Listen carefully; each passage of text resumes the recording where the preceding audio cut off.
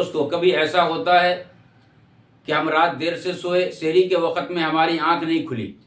لیکن اچانک جب آنکھ کھلتی ہے تو اٹھنے کے بعد ہم فوراً منہ ہاتھ دھلتے ہیں اور سحری کرنے کے لیے بیٹھ جاتے ہیں۔ جب ہم سحری کر لیے تو اس کے بعد ہمیں معلوم ہوا کہ جس وقت میں ہم سحری کر رہے تھے وہ